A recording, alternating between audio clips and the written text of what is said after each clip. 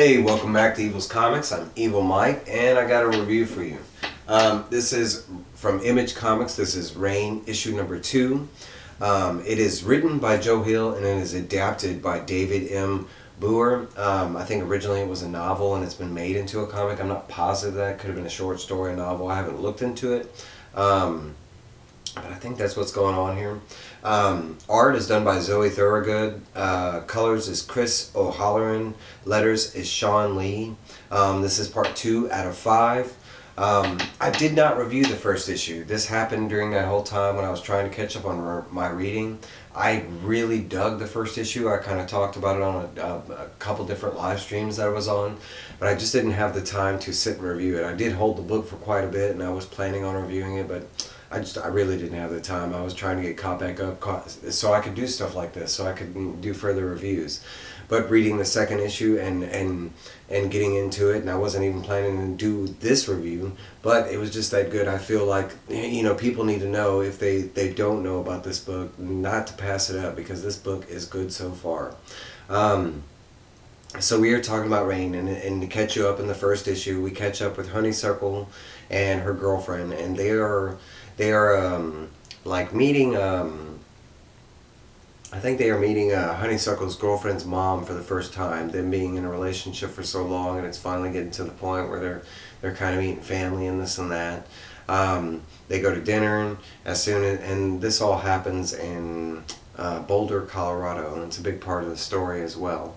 But as soon as they get done with the dinner and they are leaving, the Honeysuckle, the main character, and her girlfriend are leaving with the girlfriend's mom, and as they are doing so, it starts raining. No one thinks anything of it, but it's a different kind of rain this day. It happens to rain about a 2-inch size, like crystallized almost to the point where it's like diamond, but like these crystallized like nails that are just falling from the sky. And we're talking about falling from the sky, so velocity and all that other stuff too. And it's like raining, bullets kind of thing. So pretty much anybody outside that was caught in the rain dies. And at the end of the episode, the girlfriend and the mom and a whole bunch of other people, I think it was like 8,500 something people in this city in Boulder, Colorado, end up dying that day that it rains. That's kind of where the first issue leaves off with. During the first issue, we did end up meeting like Honeysuckle's little brother, and his name is Templeton. He kind of believes he's like a vampire, like little kids do. But I want to say he's around like 8 or 10. He's still pretty young. But that was pretty much it from the first issue. But man, it was epic. Like the build up of the characters, even the way it ended on the cliffhanger it did. It was amazing. This book picks up right where the first one left off, and it's Honeysuckle and her mom and Templeton, and they're trying to get, her mom, her girlfriend and her girlfriend's mom's body inside, and they're trying to clean the bodies. They're having like a struggle because it's this there's this crystallized, rain shards everywhere. As soon as they go outside and look everywhere, it's just, it's like if you could imagine the way rain looks when it falls, but just take out each raindrop and put a 2-inch diamond crystallized shard in place of it.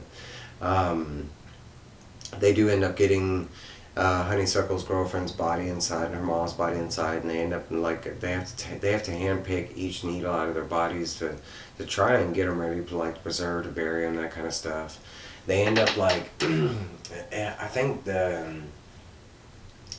just on the Honeysuckle's girlfriend, taking out each needle, I think she states that it's over she loses count after 8,000 needles or something like that. Eventually they get done with the bodies, and they're kind of in the living room covered up, her girlfriend, in her mom's quilt and another blanket. They end up going to dinner, and all three of them, Templeton, Honeysuckle, and her mom, as they're at dinner, they kind of hear they have the news on the background, trying to hear different reports of what's going on and stuff. There's different reports saying that it could have been a volcano that erupted, and it has something related to the mixture of atmosphere that caused the crystals to fall. And the mom kind of brings that up during the conversation at dinner. there's stuff on the news saying it could be some kind of organized, like, terrorist kind of new weapon kind of thing that they used. And then there's other reports where America's stating if it is like that, they're going to fight back kind of thing. um, During dinner, they do hear that the rain is kind of moving on towards Kansas, Wichita. And the son does ask a question, saying, "Oh, it's moved. We're not going to have to worry about it again." But the mom and daughter kind of like have this like, this mind mold look at each other, and them both knowing that it's probably not going away kind of thing. And before they're done with the dinner, there is another news report where it does state that that even though a storm is on its way to Kansas, that it doesn't look like this crystallized rain is moving anywhere. It looks like it's going to be an ongoing thing kind of thing. Her mom brings up a question about it. Has she reached out to, Mr. Rutz, which is Honeysuckle's girlfriend's dad? Asked him, and Honeysuckle replies that, she's called, left voice messages, but for some reason he's not answering. She kind of states that before in life that he wasn't like a big person on the phone to begin with, so it could be something like that, or it could be like that the phone lines are just down from there to Denver, where he is.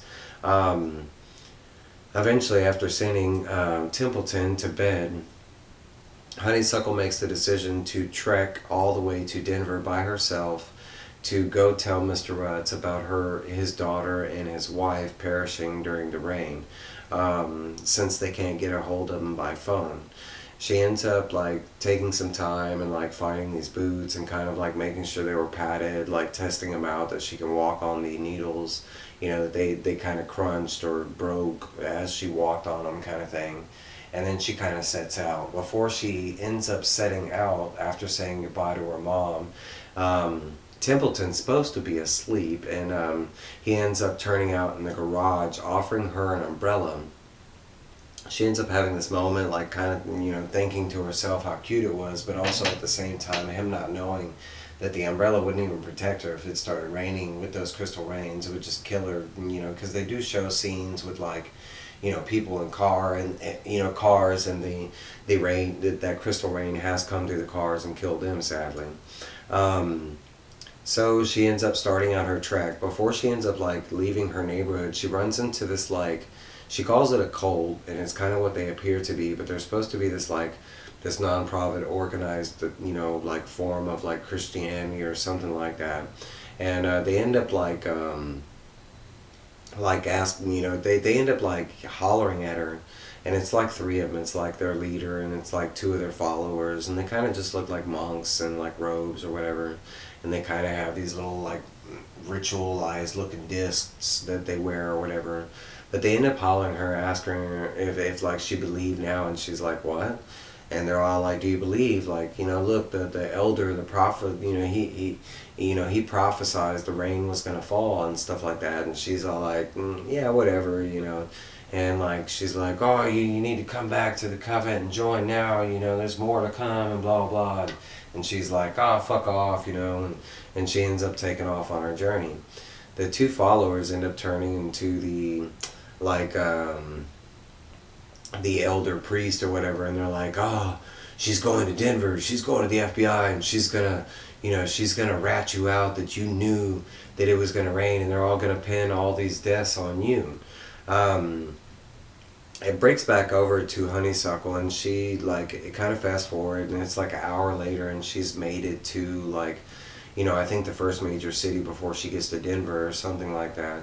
As soon as she gets there, she ends up running into this guy that's screaming for help, and he's calling out for anybody to help, like, and he's like he's trying to get under a RV like van, and his cat is under the RV van, and that's what he's screaming out, that he needs help, that his cat is under the van. As soon as she gets there, he's like, hey, my cat's under the RV, I can't get to her, I'm too big to fit under there, but I think she's hurt. I think she was in the rain, and she doesn't have long, to live kind of thing. She instantly bends down and starts trying to get the cat, and as soon as she does, she starts like thinking to herself like how she fucked up, even though they're going through this incident, this guy is probably like trying to trick her, trap her, you know, rape her, something like that. And she kind of like stops and kind of starts to pull back, and he's like, "Oh, do you got her? You got her? You almost got her, you know?" And she can actually see the cat like as soon as he says that, so she's like, "Okay, maybe this guy wasn't trying to trick trap me, you know, whatever." So she ends up like kind of reaching forward, trying to get the cat, and as soon as she does, she starts hearing thunder. And like as soon as she does, she's like, she gets out of the, you know, she instantly jumps back and she tells the guy, "Hey man, like come on, we got to get out of here. We got to go. Like we got to get under some cover right now because it's gonna rain. There's no chance that it could be regular rain or this crystal rain." You know, the guy's like, "No man, I gotta get the cat. I'm right there. You know, and the cat's moved. He's getting closer to me." And like she instantly bolts. She's like, "Man, I ain't taking the chance." So she leaves him, and she ends up like hopping like in between this like alley that has like a covering or something. It's like a cement covering, and she ends up raining. She says it rains like for 4 minutes, and while it's raining, she can't really see anything because it's just like a sleet of this crystallized rain or whatever. After the rain gets done, she kind of peeks out, expecting to find this guy's body just laying on the floor. And luckily, the guy's body's not there anymore, and she looks under the RV, and the cat's gone too. So she's thinking that the guy, you know, got the cat and took off, and luckily he made it to safety before it started raining or something like that, because she was kind of feeling a little guilty for leaving him or whatever. Eventually she starts taking off, like walking, and this time she notices it's a little thicker this time, and it's getting harder to walk. She's got to do this like side shuffle, and as soon as she figures that out, like BAM! She gets in the head with, she gets hit in the head with one of those like ritualistic discs that the cult guys were, you know, toting, and as soon as she goes down, the two cult guys come up and they're like, "Oh, I told you I could hit her, you know, with that disc from that corner, like back there," and they instantly start beating her, and she's like, "What the hell are y'all doing?" And like, you know, you followed me like all the way from that other town, like for what? You know, because I flicked y'all off. And like, you know, and she's telling herself like it's probably pretty stupid to like, you know, talk to them in this fashion, especially since they're already attacking them and they're cultists and that kind of thing. And like they're all like, "Nah," and they tell her it's because they think she's gonna rat to the FBI and stuff like that. And she's sitting there thinking like, "Bro, none of this had nothing to do with y'all. What are you doing?" You know. And like as soon as she like, even before she can like fight that off, the guy that she ended up like just was helping with the cat like calls out to the two like cult guys, because they kind of confessed that they're about to kill her, like that they're about to like they were supposed to walk her back to the leader, but like now that she's kind of damaged and causing a problem and stuff, they might just have to whack her because they don't trust her that she's not going to go like rat him out to the FBI. So like the guy that shows up with the cat, he calls them and he sees what they're about to do, and he's like, "Hey guys," and he hears something about like the cult saying that, you know, the cult revels on pain, that it takes like the more pain they receive, the higher the praise from this religion or something like that. So he's like, "Oh yeah, I hear y'all got, you know, about the pain." So he goes in there and he's like, and he has some little side note about the pain. And he ends up like taking out both the guys. The girl ends up getting in the first hit because she realizes that she's going to get some help. And she's like, "Hell no, he's going to get the first lick." She ends up taking like these little 3 crystallized shards that she had pulled out of her girlfriend's body, and she's kind of fashioned into this Wolverine kind of thing. They don't work the same. They kind of go a little longer, going down from her hand like this, but she ends up scratching the first guy, cutting him all the way down the side, messing up his face. And as soon as she ends up doing that, the other guy ends up like beating the hell out of the other guy and jumping on the other guy, knocking him out, and they kind of just leave him there. She ends up thanking him, and he ends up really thanking her because she was so nice to help him with the cat. He kind of explains that he did get the cat out, that he was able to, you know, get to safety to a little restaurant diner, and while he was doing so, the cat did peacefully, you know, pass away from his injuries. But at least he had that time to say goodbye to the kitty cat. Kind of felt sad for himself for a moment, and then broke into it and kind of heard her going into the thing and rushed over there to help her out. They kind of like, after, you know, as soon as they get that out of the way, Like he's like, you know, and she kind of explains that she's on her way to Denver and explains that she's, you know, what she's doing on her journey to go find her, you know, dead girlfriend's dad. And he's like, well, we need to get going. So he's like, and she's like, what, you're agreeing to go with me? And he's like, yeah, I mean, it's gonna be hard from here to Denver. You still got like, you know, maybe like, I don't know how, you know, but it's a long trek, you know. And so he agrees to help her out, kind of thing. As soon as they like begin to start out going, you know, they hear something from behind them. They're like, hey, honeysuckle. And they turn around, and sure enough, it's her little brother Templeton, and he's screaming out, don't be mad, I followed you from the other town, you know, but I saw in the news the rain's not going anywhere, and you're going to need this umbrella. And that's kind of where this issue leaves off at. And like, you know, going into this book, the only thing I can say to it was like, man, you know, I mean, the book was kind of getting a little better. I know, like, going from one town to another town, how non-protected. There's no buildings, there's no nothing. I mean, you might get lucky and there's trees, something like that, but you're taking a big risk, and you're talking about not just hours of travel, maybe a day of travel, something like that, you know. And now to throw the kid in the wrench, oh my God. But I'll show you off some of the art. You've heard some of my thoughts on the book. I can't praise this book like well enough. It is a great book. It is so good. But take a look at the art. If not, this is where you cut it off if you don't want to be spoiled in the art part of thing. Hopefully we get this going right. Yeah. And show you. Hopefully I can get it. There we go.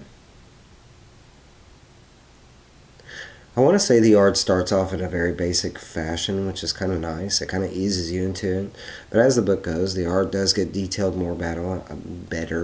Yeah, that's some good English for you. But the art does get better as it progresses, and I think it does it on purpose. It's kind of like it eases you into, you know, what Honeysuckle is going through, kind of thing.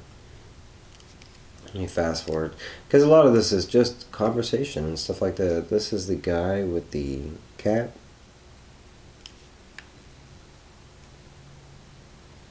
These are kind of the cultist.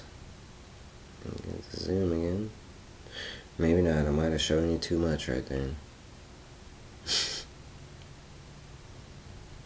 I don't know. But you get an idea. But that's my review. Please like, comment, subscribe. Please comment if you have read this book. Let me hear your thoughts, especially if I missed some things or you have other theories about things to come. I have no idea what's planned, so any thoughts would be good. But hey, y'all have a great day.